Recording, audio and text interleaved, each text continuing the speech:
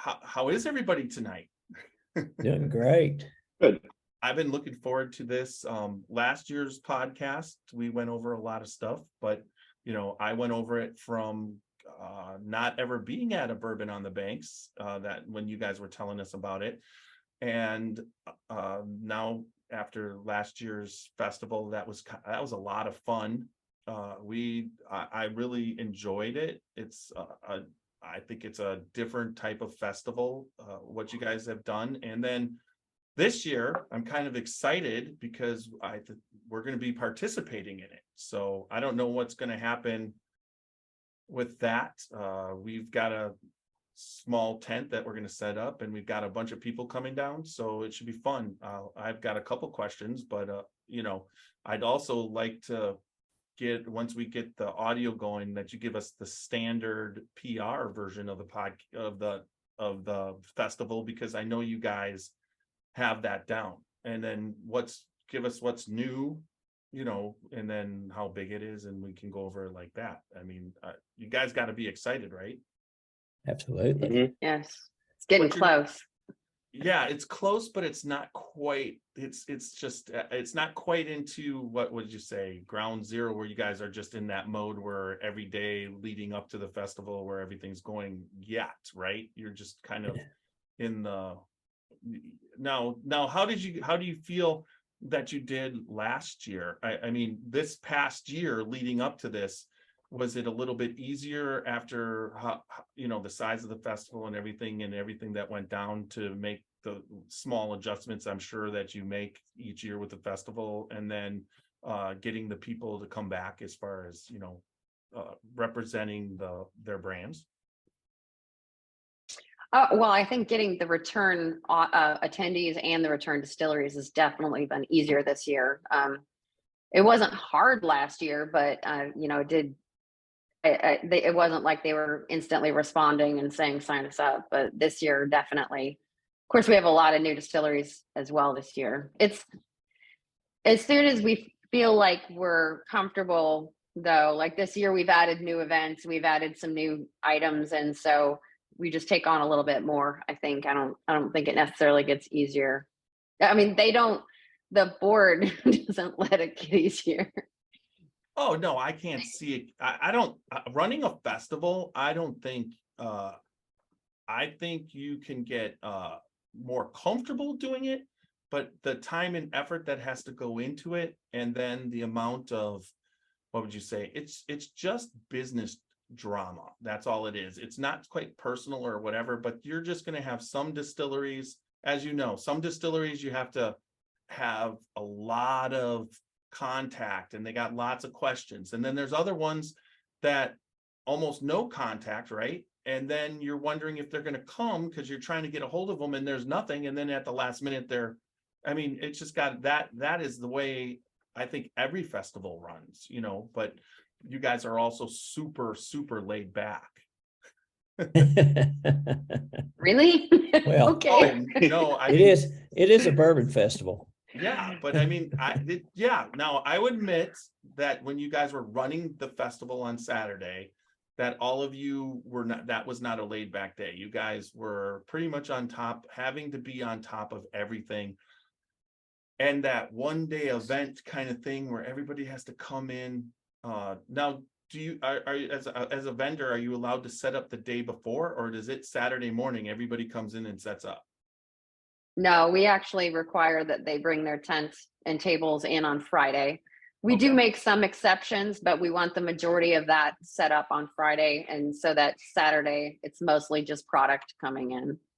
Okay, yeah, because that's not a problem.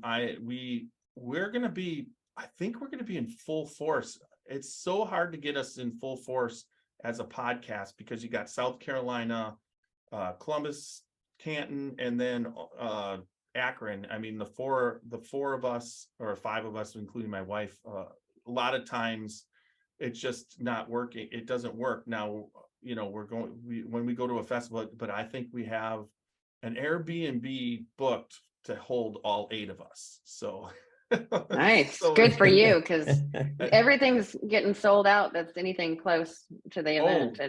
Amzie's I mean, come on. You know Amzie, and he's going to help you out. Is the French Lick Dome Thunderdome sold out for the Eclipse? Do you know? I don't know. I got my room, goodness, a year in advance probably. So Diane. there she is. Yep. Yeah. So Normally my internet is the problem. I actually have Starlink, like Elon Musk's satellite internet here at the house. Yeah. And so it can be kind of spotty sometimes. How long have you had that? So I was actually in the beta. Like, I don't even recall signing up for it, but we have been on that pretty much since anyone has been. And it's really improved and gotten much faster. Well, have you paid attention to the night sky? Yeah. I mean, that's the scariest thing. I think you were when we were out in the field blowing up that barrel at Allen's, and you looked up and you saw that launch. I mean, I never saw it. Looked like a train in the sky. I mean, they were releasing it, and it was just going through the sky. That was the closest thing that I ever saw so clearly that I thought was a UFO. But then you search it, and it's him launching his network. But he's done that like 20 more times. He's forming a net around the Earth. Yeah, each one of those is like 50 satellites too. Yeah, it's crazy. Anyways, all right. So are we all ready? Yeah. So the drill, let's just review the drill. It's been a year since I've done the drill. Let's see. All right, I'm up. So what I'm going to do is when I hit start recording for the audio recording, it's going to be a 30-second spot. Actually, the spot for this is this one is One Piece at a Time Distilling by Alan Bishop. So Alan sponsors the podcast.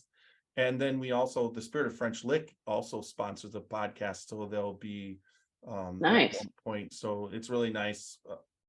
We're actually in talks with 3 or 4 other distilleries for the last spot. So I'm hoping that goes well soon. And then I will play the Scotchy Bourbon Boys theme song, and then we'll get started with the podcast. All right. Let's make sure. All right. So here we go. This is Alan Bishop, head alchemist at Spirits of French Lick.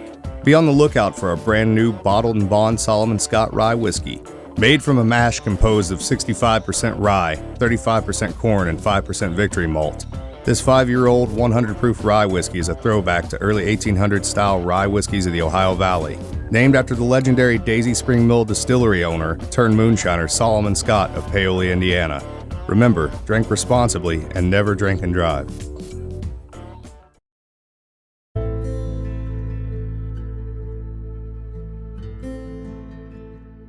Hey, Scotchy Bourbon Boys fans, this is Alan Bishop, Indiana's alchemist of the Black Forest. So I'm tuning in here today to tell you all about the One Piece at a Time Distilling Institute channel on YouTube. If you're at all interested in the art of distilling, whether it be home distilling or professional distilling, and the intense geekery that goes into that process, then check out the One Piece at a Time Distilling Institute on YouTube. I promise you're going to learn something you didn't know before about the arts.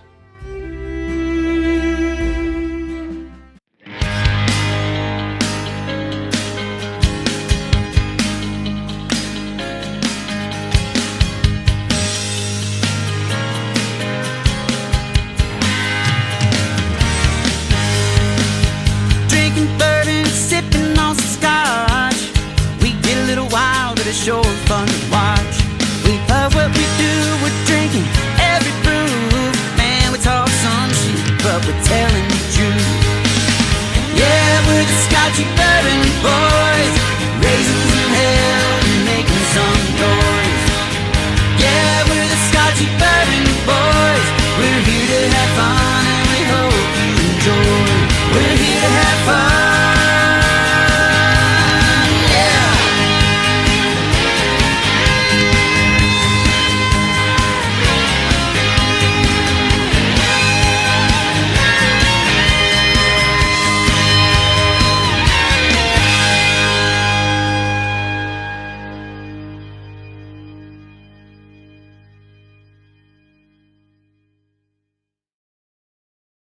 All right. Welcome back to another podcast of the Scotchy Bourbon Boys. Tiny here tonight with special guests. It's last year when we did this, I was like, I put all of your names together. We have Diane Strong and Rene True and Amzie Wenning. And if you put it True, Strong, and Wenning, I mean, there you go. What a theme for the Bourbon on the Banks. But this is the team that brings you Bourbon on the Banks each year. They've been doing it working on this for a while. And this year's 2023 festival, I'm pretty excited about. Welcome, everybody. Thank you, Thanks Jeff. for Thanks for us. having us. It's great to have you back. Last year when we did this, it was one of the more popular YouTube videos because it seems like when you do festivals, a lot of people want the information.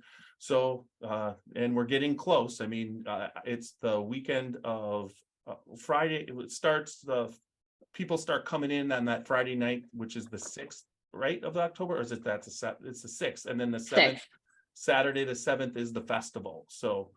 Who wants to go first?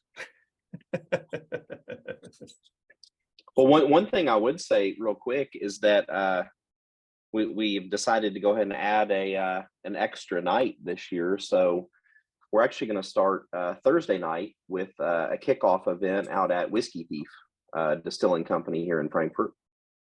Well, that's fantastic. Are you still going to do the Friday night thing, the formal thing, like you've done in the past? Like I believe last year was what's the theme for the dinner this year? Is there a theme? Well, I don't think we've changed. Oh yeah, well, we got a theme, Diane. We got a different group. Yeah, we've got a new group, and we actually are going to have a podcast being recorded during that event. Mike Hyatt with Whiskey Trip is going to be interviewing our guests this year. Last year we had a great, amazing lineup of women that were there. And we kind of played around with, people were like, well, should you have a panel? But the way the night's set up, it doesn't really lend itself to having panels. It's a dinner, it's a tasting, and it's an auction. But this panel will be going on kind of in the background outside in the beautiful backyard of the Kentucky History Center. It'll happen, and that same area will be where all the tastings are being had, and then we will slowly move inside for the auction.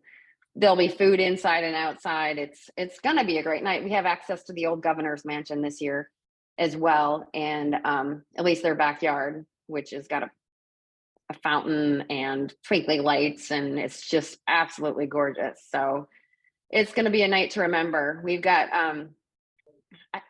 Mike has kind of grouped it into some different interviews, but Freddie Johnson's coming back from Buffalo Trace. April Willard Cantrell is going to be there with Leaper's Fork Distillery. Brian Hara, who is the lawyer and author, will be there. We've got, like I said, Freddie Johnson. You could say that again too. You got Freddie. Yeah, Johnson. I love Freddie. Danny Potter is going to be there. He doesn't need much of Heaven Hill and Maker's Mark. Is Jane coming too with them or no? No, okay. No, she is not. Lisa Wicker is going to be there though. Well, Lisa Wicker, that too. I mean, she's just fantastic. I can't wait to see. I watched what happened this year, go through and whatever, but it's kind of like, from watching from afar, I'm going to be interviewing her coming up, and, it's kind of, you don't quite know exactly how she's going to land or what exactly, because it's not like it's public, she's consulting. And then, there's so much that can be done through consulting, I think that's hopefully her thing, where she doesn't have to, she helps out on a lot of different stuff, but then probably will you guys know more than I do. I guarantee you, because you're down there with her and all the time probably. And it's just that's a great lineup. Who is there? Anybody else? Well, we've got Andrea Wilson with Michter's will be there, and Kelly Tennille, who is with Whiskey Thief Distillery. She was on the show Moonshiners. Yeah. I believe she won one of the episodes. And Walter Zouch, he's also with Whiskey Zouch. Thief. Zouch, sorry, I do it all the time. Walter's great. Kelly's great. Yeah. And they, Whiskey Thief is donating a barrel pick experience this year. They are our sponsor as a result of that, and our title sponsor for the event. What is wait. So that one you got to go back on. Whiskey Thief is donating a barrel experience. So it's like they're donating the whole barrel pick thing. So you got an entire barrel pick. I mean, because when you go to Whiskey Thief, all it is barrel picks, but you don't have to. So it's just basically a full barrel experience that when you go in, and then that sounds fun. You get to take your barrel home. Yeah, you will. And they're going to bottle it. I know first, they're going to Diane. bottle it. I know. But you'll get the barrel. You get the barrel, yeah. Some places let you have it. Other ones are like, it just depends on which place. And of course, the other thing that I think should not be looked over with Whiskey Thief is they just won double gold at San Francisco for best single barrel under 10 years old. That is not a small accomplishment. I mean, they beat out Blanton's, Four Roses, a lot of big names. They make some great stuff there, and somebody's going to get an amazing barrel. I hope it's me, but we'll find out. What's really crazy is the people I've associated with through the podcast, Neely, Rebecca and Royce, and it kind of got to know personally, and then also Hunter and Kelly and Walter, and then there's a bunch of Alan and everybody who I seem to have associated with. Every single one of them is just, even Turner. Did you see that he won Ascot Award from Minnick, Turner Wathen? Yeah, Turner Wathen for his rum. His finished rum is whiskey barrel finished rum. But overall, it's like everybody I've associated with is winning double gold, and I'm just like going, did they just hand out millions of double golds? Is it just like it's like that competition cannot be picky, because everyone I know won double gold, but then the people I don't know, they didn't. It's just like it has been a crazy year for the small craft people. I think really have been doing a good job, and especially in Kentucky, and then also into the Indiana area. All right. But maybe you do need to start charging a good luck fee to these people. Yeah, it's like, or just a double gold fee. You come on the podcast, you get to know me. If we're friends, then you're just going to win double gold. Yeah. So they're going. Yeah, that's not good. You know what? It might be true, but I don't think I'd ever be able to monetize that. They're just like that would wreck it all. So they'll monetize it. They'll take care of that part. Yeah. No, but so those are the ones that we have listed for the event, but there'll also be other people that you'll definitely want to rub elbows with, that will just be invited and coming to the event to participate as well. So okay. So that will be unveiled that night. Yes. So is that a invite only kind of event, or is that No, you can get a ticket for it. Okay. They're online, and it did sell out last year, so we encourage people to get their tickets early. It's on bourbononthebanks.org, just like all of our other ticketed items. It's $150 this year. It's a full dinner, and the live auction. There'll be a silent auction as well this year. So for people who don't have the deep pockets or can't compete with some of those larger ticket items, you'll have a very good opportunity to go home with something that's pretty awesome. And I've seen some of the items that are coming through on that. I know Rene, you have too, and they're pretty special. We'll have the full list of the auction items on the website come September. Jeff, I think the big difference, and Diane hit on one of them, is having the silent auction because we don't want the auction to totally dominate the evening. We get 40 items. It takes me 2 hours to sell them. So we're going to go ahead and make sure that there's some of the smaller items are in the silent auction. But what we're getting this year that's different in the past is we're getting experiences. So for instance, we have a brand new overnight bourbon tourism vacation rental that's donated some overnight stays called House of Commons in downtown Frankfort, just brand new, just reopened. And we have all kinds of Keeneland Racetrack has donated some experiences at their racetrack, which if you haven't been to Keeneland Racetrack, it's the most beautiful racetrack in America. And then we still have our selection of whiskeys that'll be available. So I can run for you through a couple of those, but our partnership with Downtown Frankfort Inc. has really blossomed this year, and they have gone out and gotten a lot of auction items from other charities. And Jeff, that's something we did a couple of years ago. Other charities in the Frankfort area that want to try to get the highest price for their rare bourbons, they can put them in our auction, and we sell them for them and take a small fee for Downtown Frankfort Inc. and for the festival, and it works out pretty good. So you're like being the Lloyds of London for a little bit there. Yeah. So it helps us, fill up the auction with some really good auction items. For instance, we'll have a Pappy Van Winkle 10 or 12 year this year.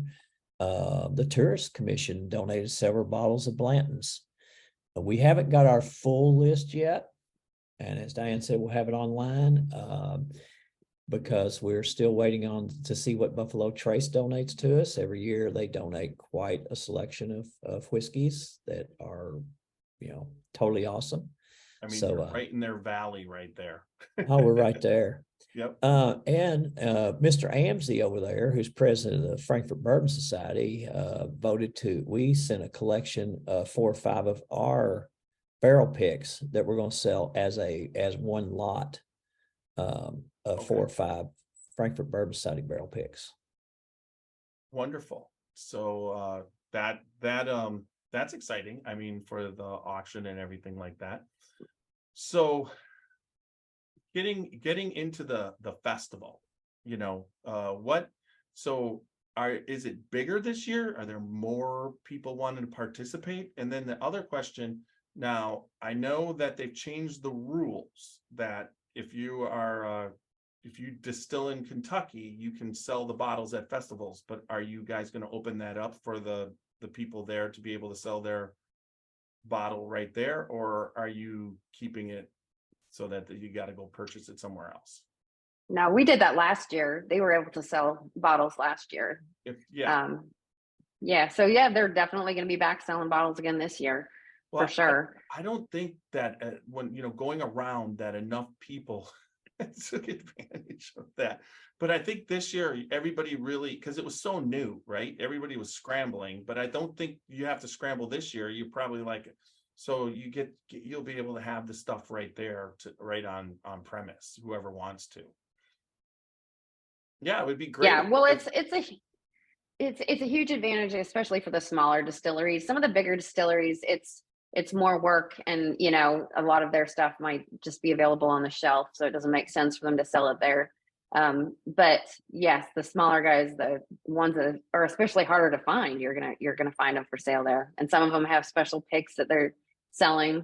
Out of state distilleries, they are not allowed to sell, but we have capital sellers, and they're present at the event. They are a liquor store, and they can legally have samples and sales at our event because it's in the county where they hold their license, and they're teaming up with the out-of-state distilleries to carry their bottles.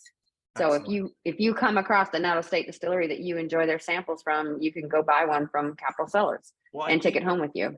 I think last year you were connected, but they weren't on site, right? With the out-of-state sellers. I think that was what, I remember specifically with French Lick. They were like, they were on site last year, and French Lick was selling, actually.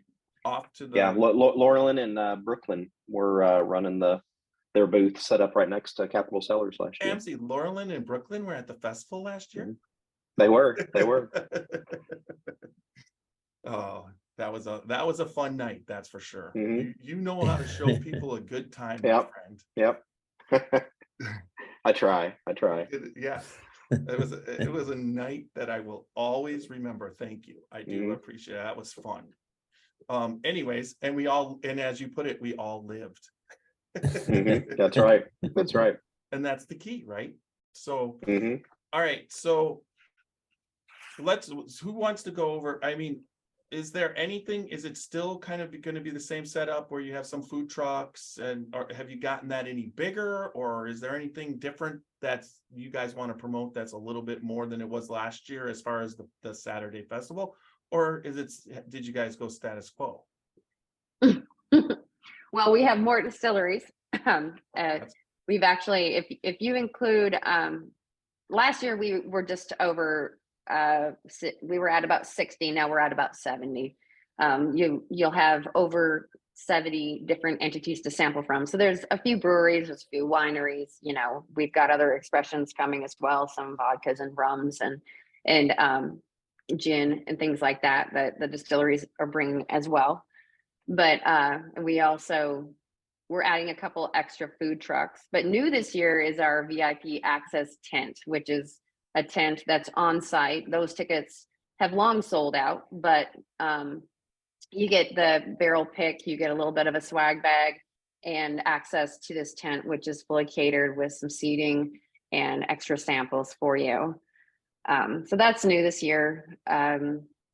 It's going to be slightly bigger. We've got a few extra merchandisers too. And so it is bigger than ever. We get a little bit bigger every year. We're at max capacity though. We don't have space for anyone else at this point. So we'll have to expand down the other end of the park if we're going to get bigger next year. Which, when I first heard your podcast, right, that when you were on the podcast with Michael couple years ago, you were talking about how you were just anybody can, did you think it would get to the point where you're going to have to expand past because the space when you were initially talking, it's like, yeah, come down, anybody, it just keeps getting bigger and bigger. But now you've actually 70 distilleries and then also other people podcasts and stuff like that there. I mean, that's just going to be, it'll be fantastic. Yeah, well, Frankfurt's getting ready to undergo some major construction near the park where they're going to be redoing the Broadway Bridge there, which I think we will maybe in the future incorporate that into the event. You never know. Because it has the potential to be an event space as well. Maybe we'll just climb the hill and go over the bridge. It's hard to say, but this year is going to be a turning point for sure, because we're going to have to make some decisions for next year, whether we want to turn it into a 2-day event. It's based on sales and where we were last year. Each year, our sales are better and we have higher attendance. So it doesn't surprise any of us, I don't think, that we're on this trajectory. I'd be concerned if we weren't, but we're going to have to make some decisions next year. Based on our sales right now, we are very likely to cap out. Excellent. I mean, yeah, I don't see why it shouldn't. I mean, the type of outdoor festival that you're throwing, and I've been to a few whiskey festivals, and this type of festival, where you're at and located is a destination place. So it just makes sense to be there. Now, if it was, if you go to a 2-day event, that would be, it would change the overall face of what you're doing right now. The 1-day event was kind of cool. I mean, I understand for you guys, it's just an ass kicking because not only does it get set up the night before or the day before, people are, and then you have to do all the setup, then it starts, festival happens, you deal with everything that happens in the festival, and then you clean it up. And just, I feel right now it's more like a family reunion party. That's what you go in the park, you set it up, you have it, everybody comes, has a good time. But in the end, I was impressed that how fast everybody cleaned it up. That was a pretty good, you guys had a lot of extra people helping, and I'm sure you will again. And it just was, I know that Amzie during the festival and everything, I could tell he was in business mode. Oh yeah. He was totally business mode. And then afterwards, when we got to go to the Frankfurt Bourbon Society, he was then Amzie again. So, but it's just that is a big decision, because then you have people participating 2 nights that really will fill the town. I know right now locally there was a lot of people who would come and then they went back to their homes, or the distilleries left. They didn't all, everybody that was close or whatever didn't stay the night, but it's just a whole different dynamic. But I think that would be cool. I would love to do it. I would wake up on Sunday and have to go to the festival again. So, Well, I think, and so, something else I would add real quick is that I think the city of Frankfurt, especially let's say if it was next year, we had to go to 2 days, will be better equipped or more equipped to handle it. So I think it was maybe Rene mentioned House of Commons, this new bourbon library and bar downtown. Great place. You'll have to go check it out. They've got vintage bottles, dusties, everything else. But by next year's festival, we should have at least 2 other bourbon bars that'll be open by then, and 2 hotels in downtown Frankfurt that will be open by then too. So new. Yes, Yeah. new, Yeah. new. Well, now this is a question. The hotel that's right by you guys, that's the right on the river, Capitol Plaza. Capitol Plaza. Are they that might help them getting more people, whatever? Because it was a little bit. What would you say? An elevator didn't work, or what I mean? It wasn't just quite as shiny as you would have wanted it. It was an okay room. I'm not saying that at all, but if They're greatly in need of a renovation, and I think everybody's Mhm. aware of that, including them. And correct me if I'm wrong, it might be part of the parcel B and C deal that's going on. There's some stuff going on downtown, and I do think that the renovations are forecasted. Right. So then hopefully then by next year when you got that, because what happened to me last year, as far as we were down there and we had an Airbnb set, a nice one. I mean, you could see, well, the morning of, the sewage backed up in it up through the bathtub. And so he Oh my called us gosh. and said, you're not going to want to come here. He goes, the smell is horrible and I got to deal with this. So he canceled it on us. And we're like, wait, what? So, and that was the morning of, like, we were actually, when my wife called me, we were on the way driving from the Lexington area into Frankfurt. And so she just booked the Capitol Plaza. There was a room available. I'm surprised. There must have been a last minute cancellation, because they're already booked. I got notification that they're booked this year. I believe more this year, because I would say last year, coming off of, you guys didn't really know what to expect, right? Because you're coming out of COVID and you had been doing this, and people were always wanting, but festivals were kind of, for most people, the couple years before, scary. I mean, you just didn't want to go to, everybody's going festivals, but you weren't sure when you went to a festival. So I think last year it kind of picked up and there was a lot, but this year there's nobody with apprehension. I mean, now it's just like, I might get a cold. That's just kind of how everybody's thinking. Mm-hmm. So yeah, and I think probably last year too, I recall Capitol Plaza had a wedding booked there. And so you may have lucked out that they had a few people back out perhaps. And I couldn't believe, because I tried to get a room earlier in the year last year, maybe a couple months before the festival, and they were sold out. They had a conference booked They had She a might have- Was that conference it? with the Was that it? Capitol. Yeah. But she might have Yeah. booked it through Orbitz, or she Mhm. could have booked it through, she belongs to like clubs, for hotels. And she's always getting like a room through there when she'll call, a lot of times you'll call up and the hotel say no.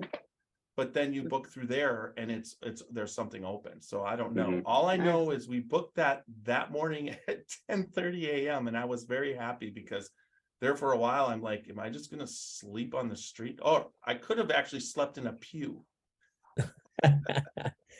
Well, Jeff, Frankfurt's, At the Frankfurt Bourbon Society, one of Yeah. our Yeah. pews. oh, over that's there. right. We got the pews. Mhm. Well, I mean, to that end, and Amzie or Diane, I can't remember mentioned, but the two hotels, they're kind of boutique hotels Mhm. catering specifically to bourbon tourism, with their bourbon bars on the first floor, and those should be open by next year.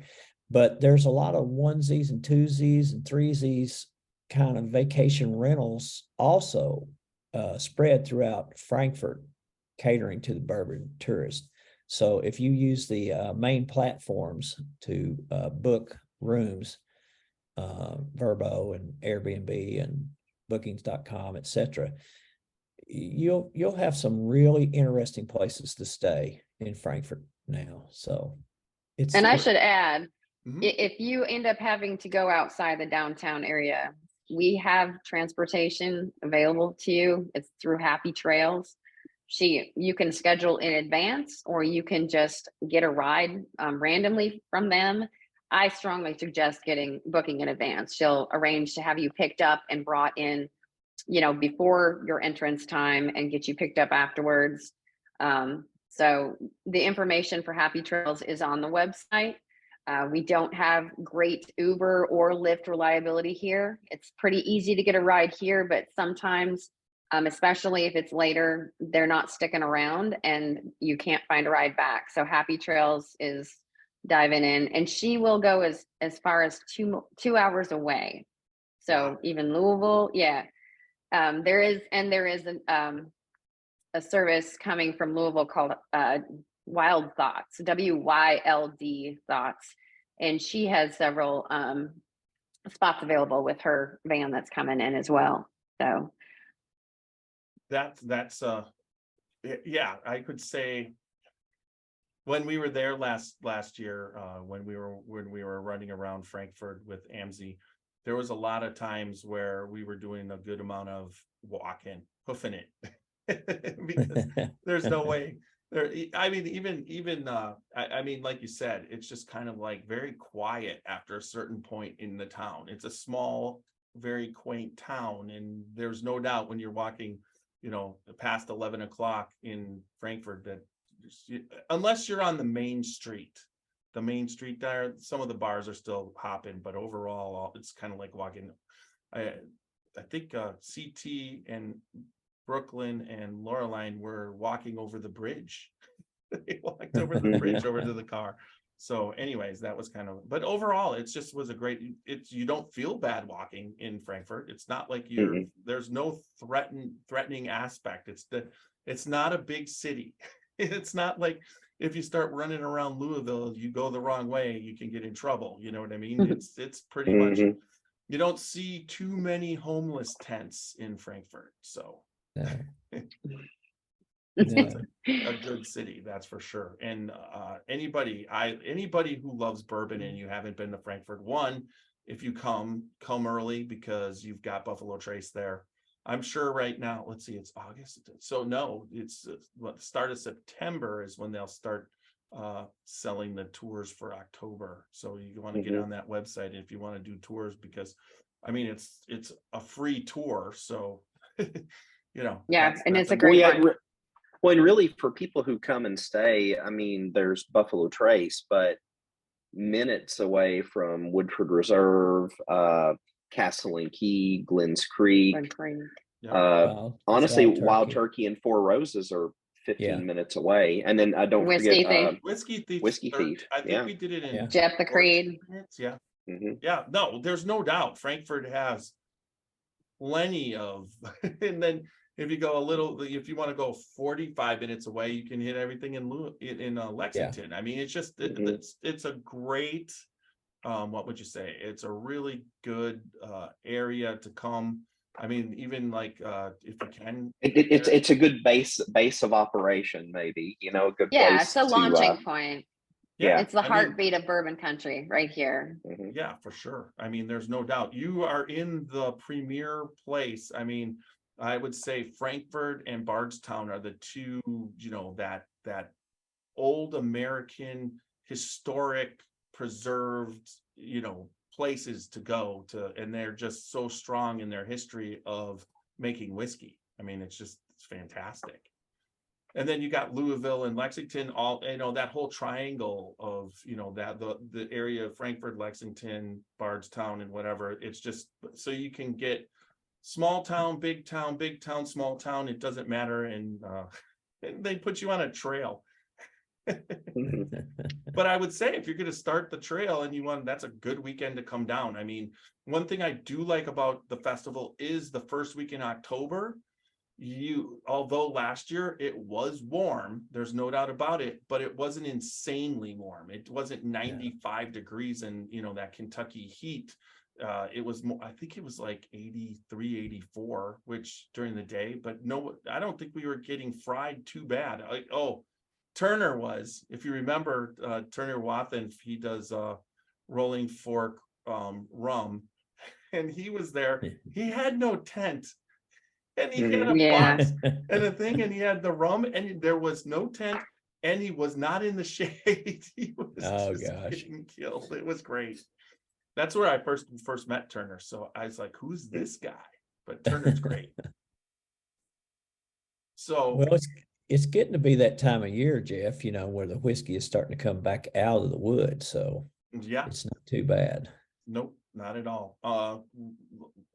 Now, as far as the participants of the 70 distilleries that are going to be there. Now, I know when it came to the craft, the Four Gates, and they had ownership and blenders there. You know, have you encouraged some of the distilleries to bring their people directly? Like, you know, when French Lick was there, they had, you know, Loreline in Brooklyn, but they also had Alan there running around. You know, have you tried to convince them that that's what you want to have there? You know, a little bit more of the people who make it for that experience, or is it just what they want to do? Well, you know, you got to be careful. You don't want too many characters like Alan Bishop running around, but yeah. But no, I think we do encourage that, and I think, you know, a lot of your craft distilleries, especially the distillers, tend to be very involved, and I think that's one of the benefits of a festival like this, is that you can come and you can try a lot of these products that maybe you haven't tried. And if you like something, there's a good chance you can stand there and talk to the person who made it. Ask them how they made it. They'll maybe tell you why they did something a certain way. And I think that smaller, more intimate experience is one of the beautiful things about a festival like this. And that's one of the things going forward we don't ever want to lose. We always want to keep our integrity. There's no price that is going to make us change that. That's great. And then also what's unique about your festival compared to some other ones in the Kentucky area is that you can be an outside distiller and come to your festival. So if some of the distilleries around the country want to come in, you guys are open to that. Whereas some they want to just do all Kentucky, or they want to, or something connected to Kentucky. But overall, you guys, even though it is Kentucky, what would you say, strong? I mean, there's a lot of Kentucky distillers there, but you still are open to the people in the surrounding, states. Oh yeah, absolutely. Certainly. Yeah, we have them coming from, and we have some coming from Washington State and New York. Yeah, New York, Indiana. I mean, Tennessee. Who's coming from New York? I knew you were going to ask me that. Oh, is it Kings County? Oh, Kings really? County. Yes, thank Yeah, you. Kings County. Penelope, aren't they in New York? No, Penelope. Yeah, no. Oh, Yeah, I I think think they're that in they are, a part of, even though their product is not sourced New York from City, Indiana. they're in a town in New York State. Yeah. Yeah. Don't make me bring out my spreadsheets. I mean, I can if I need to. I was hoping not to have to do that, but yeah, we've got a lot of states represented, so it's all good. That's excellent. I know that was one of the fun things.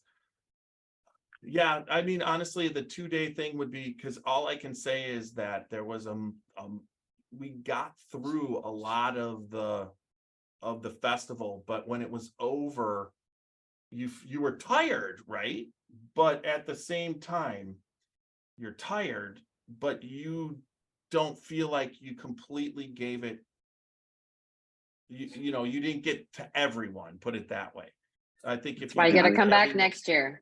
well, Yeah. of course I am. So, but then let's say next year you might have an extra day, so then you can say come back tomorrow. You know, one or the other. That's why I was just We'll throwing. We see. talked about that, but you know, at the same time, I was just whatever throwing it out, working it through my head. You know what I mean? It's a work through, which you guys have probably done a million times. So I know that I've talked to a lot of people who have run festivals a lot by 4 or 5.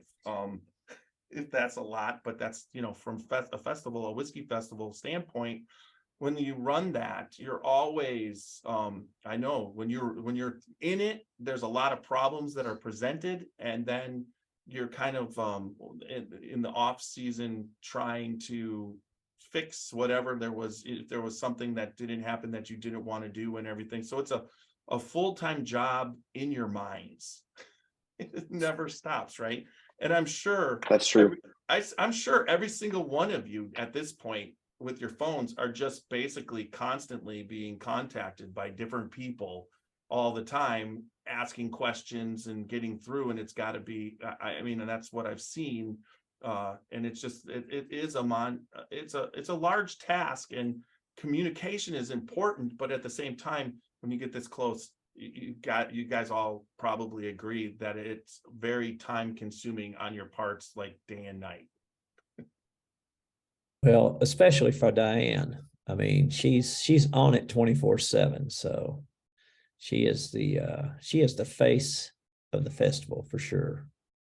Well, and I pride myself on taking every phone call and every email and responding and being quick about it. And I'm very big on hospitality, and I don't know, I enjoy it. I enjoy every minute that I'm solving problems for distilleries or attendees or making their life better. I mean, that's what matters most to me. I just want them to be happy, and even if things don't go the way people plan, I want them to be smiling and coming back. Yeah, I mean, So I mean, that's all I ever say, like, that you cannot see everything that can happen and whatever, but you can just all you can do is do your best, and you can tell you do your best. There's no doubt. And then the festival last year showed it, and I'm hoping, you know, this year everything works out again. So that's what the goal is, right? well, we've got a great support system. You know, the board, Frankfurt Bourbon Society, our volunteers are absolutely amazing. The city supports us. You know, the distilleries support us. It's great. Our merchants beg, you know, they want to come back every year, and that's what is important.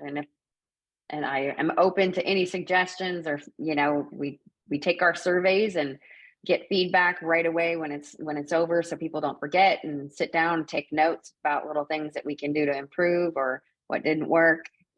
So yeah, it's always that goal of getting better and, you know, making it that much better for everybody. Yeah, and I would say when we were coming into town last year was, I believe it started, we were there at 12. But it started at 1. Was that the time, or that was the early access ticket was at 1 o'clock. 1 o'clock, yes. right? So we were coming in at about 11:45, 12, and what made it real for me is the city, you know, BOTC sign saying traffic just lit up on the side, you know, the little, it's saying, you know, and funneling everybody to where they needed to go. So it was kind of cool. It was definitely a fun time. Yeah, that's our county and our city working together. I think together they have 6 of those signs, and they both committed all of them to the event. Which makes sense because you brought a lot of people into the town. So I mean, how can this be a bad thing?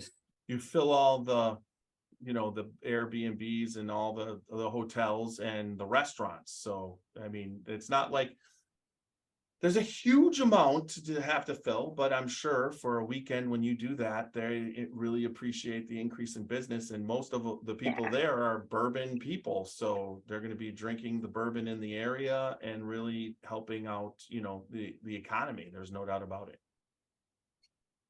Absolutely. Now, with all of those people that showed up, were you literally the first person in line, I think, to get in, Jeff? You were close. If not, you were right there at the front of the line. When I came in, you gave me early access. You just let us in because we're the podcast. Oh, maybe that was it. Yeah. So I got to feel really special. You did? Early. We were like filming the line, and I mean, I knew 20 people in the line, so I even felt specialer because there's like 3 or 4 podcasts that didn't talk to you guys, and they were out there. And I mean, so I was like, hey, how's it going? And while we were walking down just getting ready and met you. So that was and we got some really nice footage of the glasses. You guys made a nice video. Yeah, and that's what I keep getting better at that. I don't know. I'm going to do that again. We've got, I believe, 8 people that are going to be there. So we will be manning the tent and then also sending everybody out for interviews to put together again. And then this year, I'm going to have specific people dedicated, some people dedicated to Reels, some people dedicated to horizontal YouTube content. And we're just going to try and really cover it between I think Super Nash did a really good job for me last year. He sent in a good amount of this stuff and he did a lot of really good interviews, and I actually was in the video, which normally when I do all this I shoot it all and I'm never in it, so that was kind of a cool thing. So we kind of know what to do this year, got our feet under us, so it should be even better. That's great. I'm glad you're going to be doing all that coverage. We'll get you some media badges so people won't question you when you get your camera all up in their face. That's fine, but I'm telling you, 80% of the people there we know, except for if it's a distributor. But I'm even starting to know the distributors.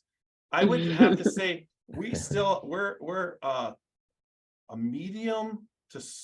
We're not small, but we're medium sized now as far as viewership and growing, and it keeps growing. I mean, it just goes up. It hasn't yet, what would you say, plateaued, but in the industry, the actual industry of all the different distilleries, I think we're probably one of the top 2 or 3 in the area where who we know and who we're talking to and our access. It's just, there's not everybody, even that we actually are getting access to Harlan Wheatley because Greg Schneider knew Harlan and he introduced us. So when we were doing the podcast at Buffalo Trace in end of March, early April, we went down there and we were, interviewed him. The handlers are like, what do you guys do different than everybody else? I'm like, what are you talking about? He's like, Harlan wanted to do this podcast. He goes, most of the time when we do podcasts, we have to like force him and find him and get him. He goes, he was like calling me this morning and asking if you were here yet. So we really enjoy it. I guess it might be just our personalities and how much, I'm not looking to break any bad news or any scoops. I don't look for scoops. People tell me all the time what's going on, and I will never, ever break their trust. And the same thing, if we're talking, I'm not going to break in. That's not what I'm in it for. I'm in it to have fun, enjoy people, get to, know people like yourselves, because everybody seems to be so hardworking and dedicated. It's something that they all enjoy. Like Diane, you're like talking about how much you enjoy doing this. You're doing it 24/7, but it's a lot of work, but it's something that you enjoy doing. And that seems to be like what the people who work at the distilleries do. They enjoy it, and they enjoy making the whole industry is very positive and very, very good energy. Yeah, I wouldn't be in if it wasn't. I tell you that right now. I would say that the industry itself is like flipped, whereas the normal bitching and complaining within a business is on a certain high level but now here, that's all the good stuff about the industry. And then the little bit of good stuff a normal business has, that's the bad stuff. I mean, there are some bad players, that are in this industry, but they stick out so much, and then they're gone because they do stick out, Yeah. I mean, how many people that that are a part of a big distillery, they're family orientated people. They're about family history. You talk to Fred and Freddie at Jim Beam, and they're business people, but they're not like pompous assholes that are just sitting there going, mailing it in because they're part of history. They just are really, really down home people, and I just love that part of it. It's just, everybody seems to welcome you in, and you're friendly, but you can get to know them personally, like Amzie, hanging out. I mean, it's just, the more friends you make. I've never had that problem where I'm getting to the point where I've made so many friends that now when I go, I'm disappointing people. And I'm just like, well, it can't get too much bigger because I just have so many friends, where before I had like one or two friends and I never disappointed anybody. Yeah. If you only got two friends and you disappoint one of them, that's 50% of your friends. Yeah. So I was that, but still, there's the time that you put in, with one or two is not quite. But every time we come down to Kentucky, I'm just trying to, especially for a whole week, we're coming down for the Kentucky Bourbon Festival, and we have the whole week planned, and we're, thinking 9 days down there, that should be enough. And it's not even close. It's just like, it's booked completely. We're just running around the whole state. And the same thing when we come down for that. You just informed me that it's Thursday night too. I did not know that. And I have Friday off. And Sunday now. Yeah. We've added an event on Sunday. And it's worth staying for. Okay, well, if you have an event on Sunday, that's something I could do because I'm going home, but I could stick around for the event. But we usually, when we're there, we grabbed breakfast last year, and I think we just went over to Whiskey Thief and then went back home. Oh, and then we hit Neely too. So, and now I'm finding out about there's some decent Cincinnati distilleries. So on our way down, and then you've got Revival in Covington, which is a vintage spirit shop with Brad Bonds. Yeah. I mean, the whole experience is so awesome. I mean, and then everybody's up their game. They just keep remodeling bigger and better, right? Absolutely. Yeah, and I think one thing we probably should talk about the Sunday event, but for Friday we talked about the VIP auction. Did we talk about the Bourbon Street on Broadway? We didn't talk about anything. Yeah. We've got Free Credit Union is sponsoring the Free Friday event, which is, it's kind of like the city originally in 2019 said, yes, you can have this event, but we'd like you to offer something to the community too that's free. And so that's where this event is created. But obviously, if you're here for the Bourbon Festival, you should go to this event. It's lots of circus acts and street performers and fire performers. If you have a family, it's perfect for families. The entire old Capitol lawn is filled with free activities for the kids, from face painting. You can go get your balloon hat made, and tumbling, and Buff City Soap's going to be there. They can get a free bath bomb and paint it, and just tons of stuff like that. I mean, you don't have to spend a dime, and your children will be entertained the entire time. But we also, it's in the mixed district. You can go into the bar, get some fancy drink or whatever, and walk around with it, enjoy what you have to see, and live painting, things like that.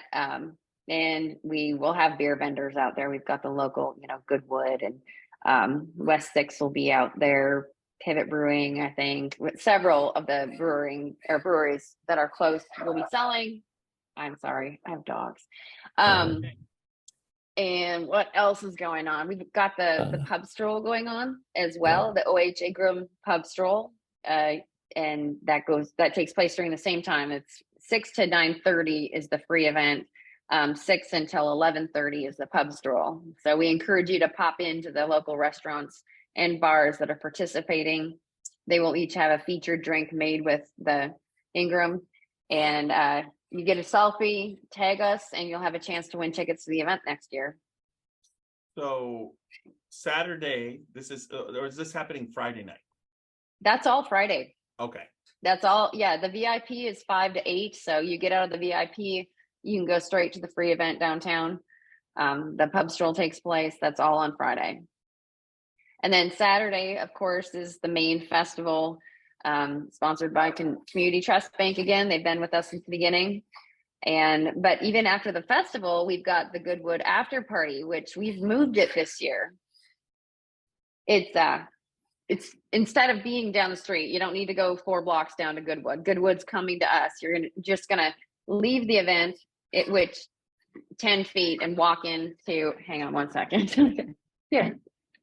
Yeah, it's My dog is like Bring them on. having well, she has these hacking attacks, and it's awful. But anyway, you instead of having to go and walk 4 blocks or get on the trolley or whatever, it's actually right next to the event, so you can exit and walk directly into the Goodwood after party. We're going to have a live band.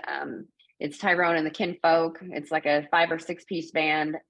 Goodwood's going to bring their food and beer for sale there. So that'll take place from 4 until 8. So that'll start before the festival is over. So if you get an early access ticket and you're done early, you don't have to wait until the event's over to start the Goodwood after party. You can just go straight to the after party. It'll start early. Early access to that after party. Yeah. Early access Yeah. to the festival and early access. Yeah, and that'll go until 8 o'clock. So, well, if anybody hasn't ever been to a whiskey festival, I think one of the key things of a whiskey festival is pacing yourself. I mean, the samples you have your. Is it going to be the same thing? You get the glass, and then you can go to all and keep getting. So yeah, and but you can go shopping while you're needing to take a little break. We've got tons of bourbon merchants there. You can do a little shopping. You can go hit the food court. Tons of really good food.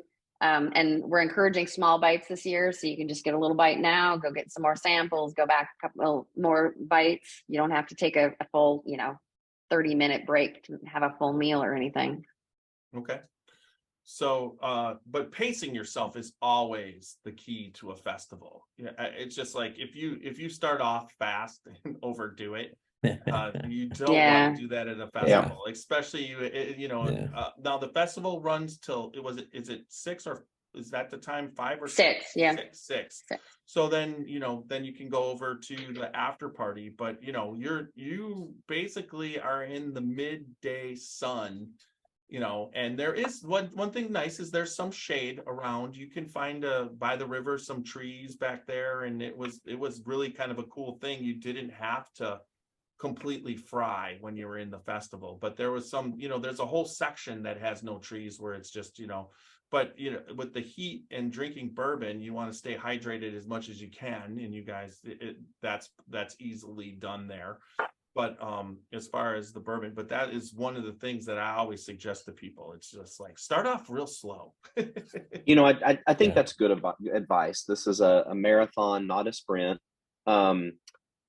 No matter how hard you try, you're not going to get all 70 samples. So enjoy them, drink them like you normally would at home. Don't pound them, sit there, get a sample of something you want to try, enjoy it. Sit there and talk with your friends while you drink that before you go on to the next one. So But also And then- whiskey people at an outdoor festival also understand, like if you're starting to feel it, right? And you still want to do some tasting, they don't mind. You could tell, I'll always say just a little, but if they give you too much, just all you gotta do is dump. Yeah. Dump. You don't have to drink it Yeah. all. I I mean- really try to discourage the distilleries from over pouring. We say a quarter ounce pour, and I know they want to be generous, and of course they want to give you 3 expressions at one stop, and so yeah, Well, I will give an extra reminder, just small pours, just to taste. it's an adult festival, and they understand we're all adults and we should be able to handle what we get. And I mean, there's some, I have to admit, last year there was a couple bottles that were fantastic that I just went back for more of a real tasting. I mean, it's just and they're all open to, but also I'm sure they're all watching. You guys actually, it was a pretty good festival last year. You did not have too many overindulgence. You had a couple issues with the heat and some of an older person that was indulged but also overheated. That's the only way you could put it. But overall, the festival, I thought, I did not, it didn't get rowdy. Yes. No. Well, Yeah. there was an extra email that was reminding the distilleries that it is their responsibility to serve wisely. At the end of the day, it's not about how many tickets the guy gives you. I don't care if he's got 5 tickets left. If he's drunk, you don't serve him. Right. Yeah, for sure. I mean, And Jeff, I don't think it was that hot last year. I think that you're No. used to the northern Yeah. Ohio Canton weather.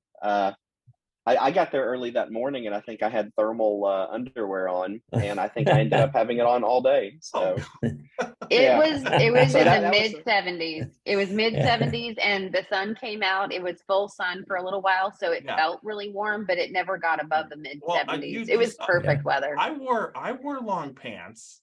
I did. I mean, I don't usually wear shorts to any of the events, because usually I end up not ever getting back to a place where you could change.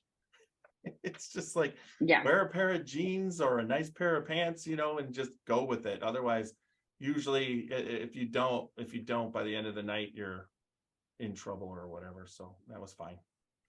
Yeah, No, I think I thought the weather comparatively was really nice. I mean, it was a really nice day. It was perfect.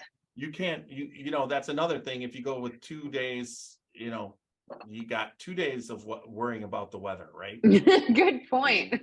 That's that's the key to everything. I mean, if you're going to throw festivals over the year, there's going to be sometimes it's not perfect weather, but at the same time, I think that if it does rain, it'll just add a little bit more ambiance into tasting whiskey. A nice, people will just have to get from tent to tent. But I don't think so. and then that you throw it in that part of October, right? For a reason. That's nice, cool days, but there's not a lot of rain down in Kentucky at this time of year. It's the best weekend of the year. Yeah. That's what I've determined. Well, I like the fact that it fell the 6th and the 7th, the furthest away from September as you could get for the first weekend in the 7th is as far as it goes, right? So that's there you go. It's almost like 3 weeks from, I'm going to get rest. So I'm happy. Right. So it's always the first weekend in October. That is our date. First weekend in October. We didn't plan it being the 7th, but we got lucky. So.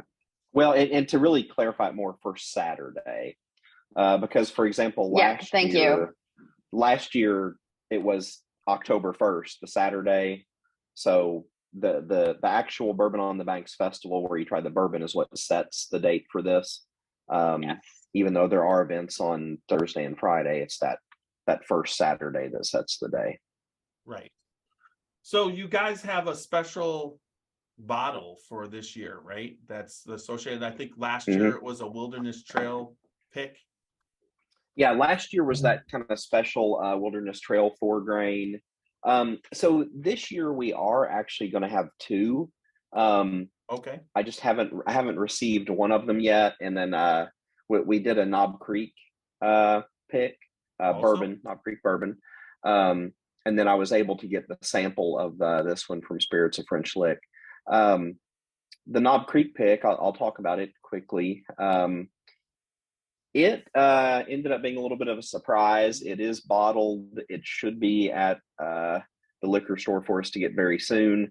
It only yielded 90 bottles, so a very short barrel on that one.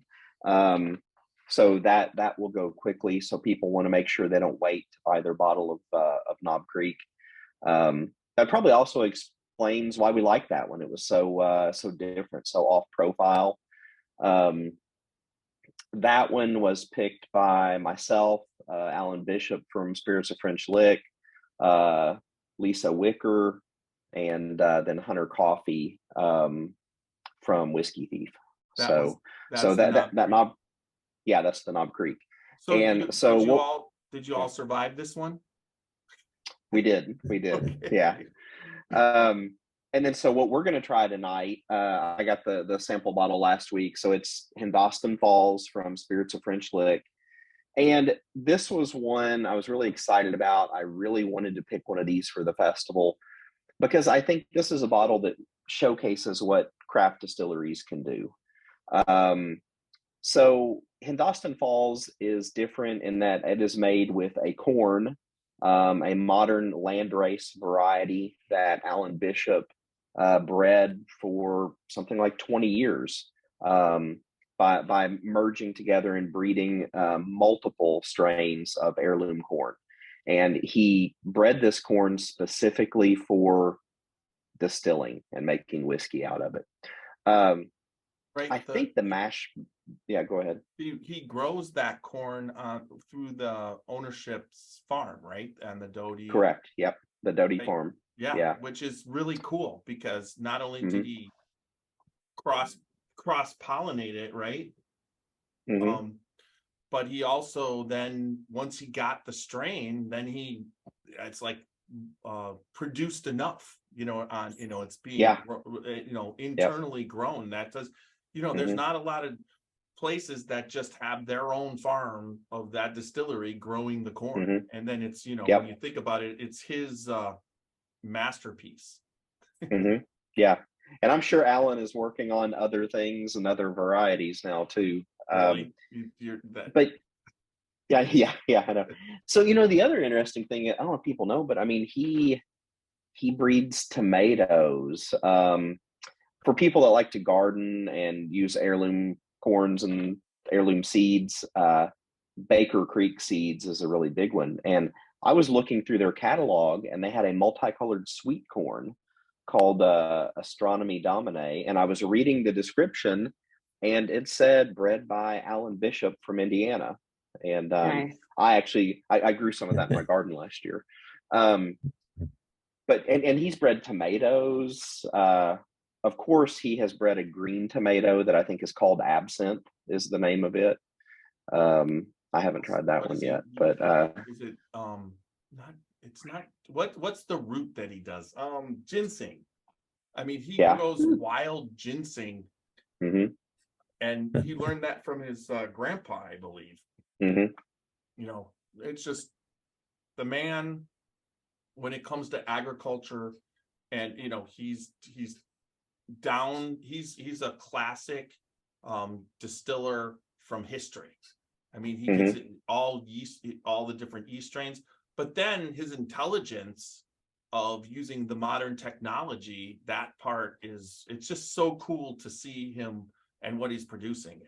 You go there every single time and there's something else. And this particular was a version, their first version of the barrel pick out of there. I think you were somewhat associated with it somehow. No, I managed to get a bottle of that as well. Okay. And so, yeah, I love this. And then it really showcases the corn. I believe the mash bill on this is 80% Amanda Palmer corn. And then I think 10% rye and 10% malted barley. So this one is 5 years, 3 months old. at a barrel proof of 100.7. So it lost proof in the barrel. I think they go in the barrel at 105 there, so lost a little proof. Let's see, on this pick, I should have pulled up a picture to go through so I don't forget anyone. We had Hunter Coffee and Kelly Tennille from Whiskey Thief, Jason Heilingenberg from Starlight, Brian Smith from Hard Truth. Also, Hunter Coffee's wife, Ashley, was there. Ashley actually works in the quality control lab at Wild Turkey. So she really knows what she's doing as well. No wonder why Hunter's so good. He just defaults to her half the time. She's the brains of that operation. So Hunter's great. But I love Hunter. He is. But no, as we went through these, you know how it is sometimes doing a barrel pick, you taste the first one and you're like, oh my goodness, that's so good. And you never know if it's because that was the first sip of bourbon that day. But it really showcased the Amanda Palmer, those kind of fruity notes that it has. We tried a couple more, and this one ended up being, it's got those fruity notes from the corn, but it's just, to me, it's more intense. It's darker, it's richer, and like salty. It almost tastes like street corn. It's like, that's how I would describe that. It's just like there's a little bit of that aspect of that, all the different things that go onto it, that you get that little bit of pepper and whatever, and it just has a really nice, where I think the fruitiness is almost like it's not, I wouldn't say it's tomato, but there's an aspect where it's on the border of salsa. I think there's like I said, I get the almost like cherry fruit, but I think there's a little citrus to it also. But the corn is, I think maybe you're picking that up a little bit. It's got that nice, the heat is a little bit of pepper, but almost like a Tabasco. Like that's how, like when you put some Tabasco sauce on, that's how the heat is, but not overpowering. So that's an enjoyable pour. And then, so Diane doesn't have any tonight. She has had it though. And Rene has been down in Hilton Head too long. So he'll get some as soon as he comes back. Leave some at the Bourbon Society offices, would you please? I'll have to hide it so nobody else drinks it, probably. That's true. Yeah. Considering, and just, the bourbon that night, thank you for letting us come when we were down there and come to that meeting.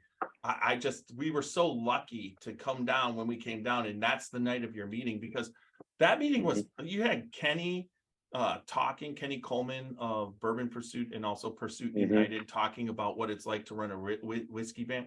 Brand, I still can't figure them out, because I understand what they're doing. They are extended out, but they are extended out in a level where how the talk and where they're at is kind of almost doesn't jive. It's just like, I think they're getting their name out, and they're doing, no, they'll be there, right? They should be there. Yeah, I think they will be there, and they will also be sampling at the VIP event. Okay, yeah. So, I mean, Kenny's great. Ryan, I met them last year at the other festival, and and then seeing Kenny again. I just think they're what whiskey is. I mean, they're a part of the whole thing and getting into this, so that's exciting. But then we had seen Freddie Johnson at Buffalo Trace.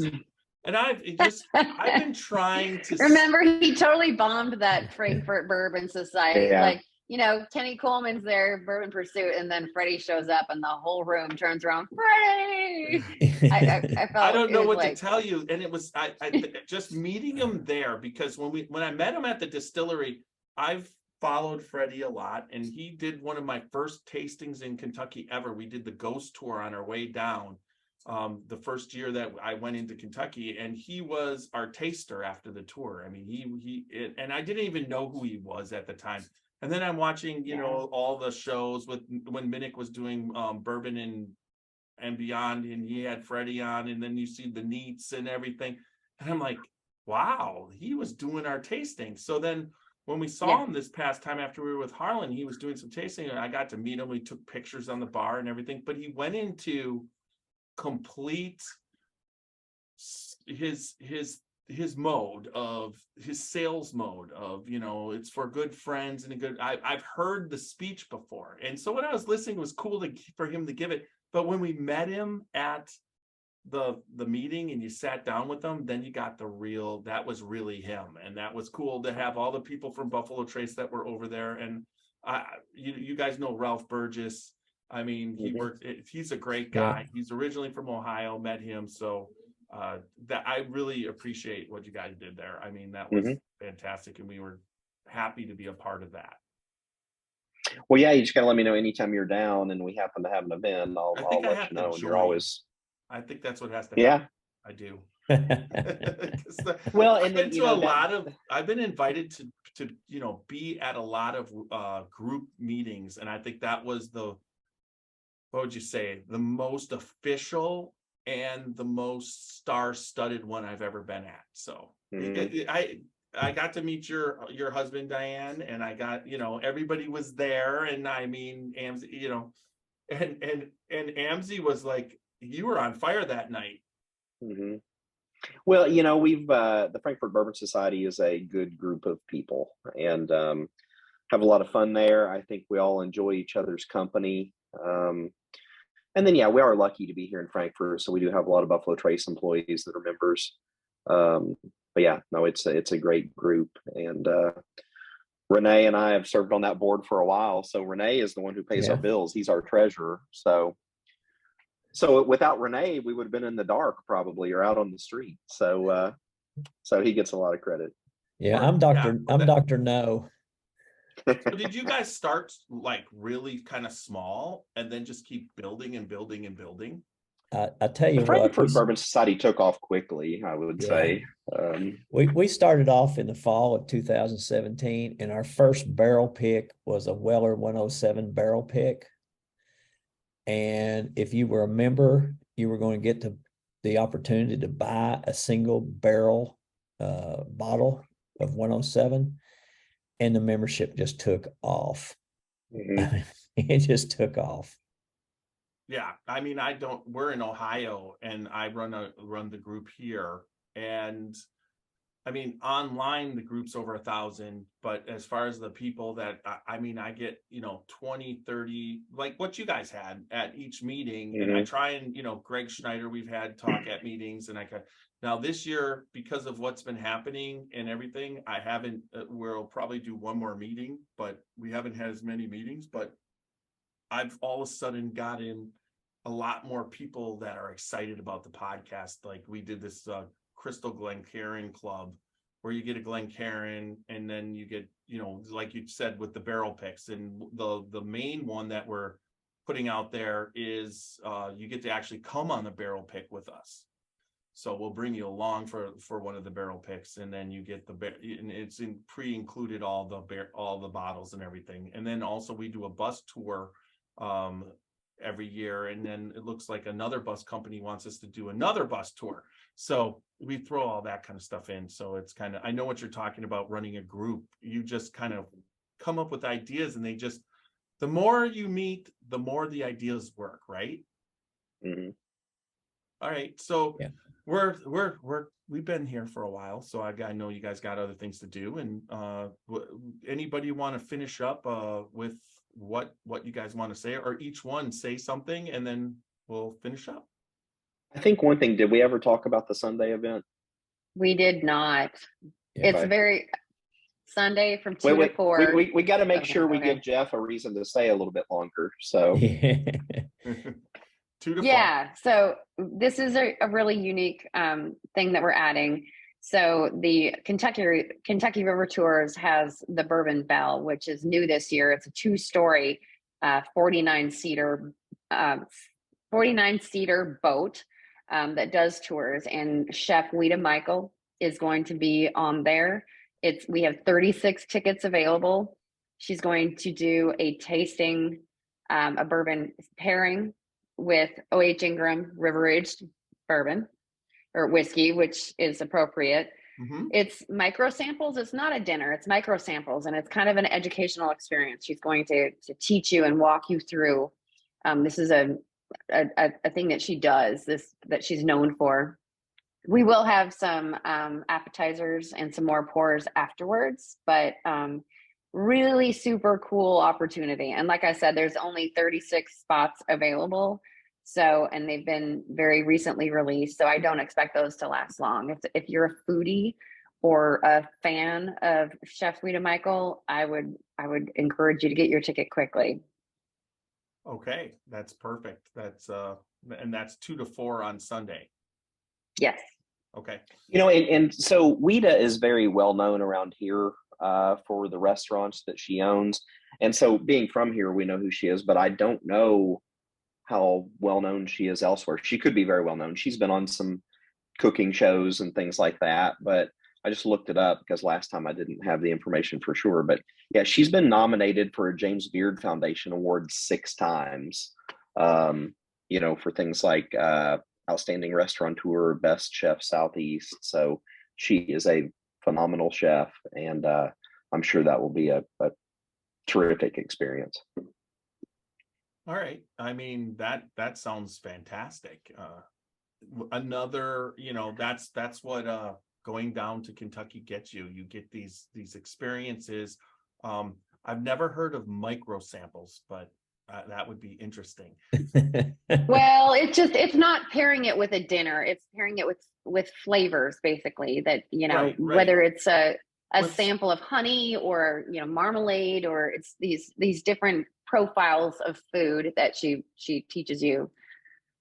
I've not done it. I've heard it's amazing. It's cool. I mean, you said micro sample. It's like not a dinner, but then it's just samples, and now we're talking micro samples. So, and then she's going to be pairing it specifically with different bourbons and that type of thing. So it should be a really good time, and hopefully the word is out. I got to get my wife online because you might sell out tonight. Who knows? I mean, Exactly. we're live on Facebook. It's out there. So there you go. So well, and you're doing it while you're going down the Kentucky River, which, so it's a gorgeous setting. It's absolutely beautiful. When it's done, you can go up to the upper roof and look around and talk to the guys from OH and Grum, and, have some appetizers, and it's just going to be a great way to end the weekend.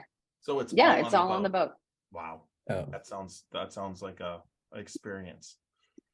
All right. So I mean, I'm looking forward to the 2023 Bourbon on the Banks. I just after being there last year and then being an observer going around and now participating, we're pretty excited this year to come down, and I'm hoping that my guys just the Airbnb's been booked since I think March. I mean, early March when I first was talking to Amzie. So we picked it up for everybody. So hopefully that all works out. But it's a large one. I mean, when you look around Frankfurt, there's some really cool what would you say, staying experience. There's that one where it's like 10 bedrooms. 20 people can go there because all the bedrooms and then it's like got a pool. It's a luxurious thing, and it's like I think it's $1,200 a night. But if you get 10 couples, it's $100 a night. I mean, it's just like some of the stuff that's down there is so cool because of your distilleries and everything, and people are just jumping in. So you guys are the face of Frankfurt when it comes to festivals, and we look forward to it this year. Look forward to having you all. Yeah. Well, thanks, Jeff. We appreciate it. Yeah, thanks for having us. Yeah, thanks for coming on, and I look forward to being there. So we should be able to get a lot of content this year, and we're excited. I mean, we really are. So now I think the Frankfurt Bourbon Society is going to get rid of our piano that we had, so I'm not going to sing any songs for you this year after the festival. Well, now that I know you better, Amzie, and I feel like that was the start of a really good, the relationship right relationship. There. Yes, yes. But I will tell you, this year I am going to watch you much better All right, everybody. So thank you guys for being on. We're the Scotchy Bourbon Boys, www.scotchybourbonboys.com for all Scotchy Bourbon Boys stuff, t-shirts, Glencairns, and then we actually have little wooden bottle openers now going up so look for those. And then remember, good bourbon equals good time and good friends. Drink responsibly, don't drink and drive, and live your life dangerously. Little Steve-O's gonna take us out.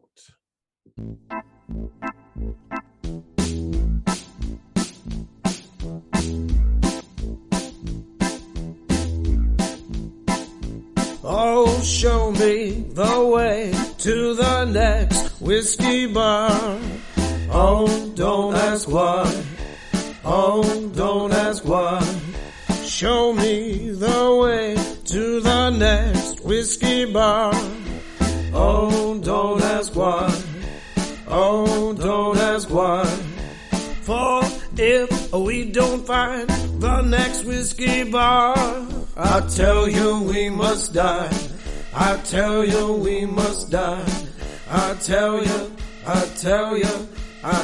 you we must die.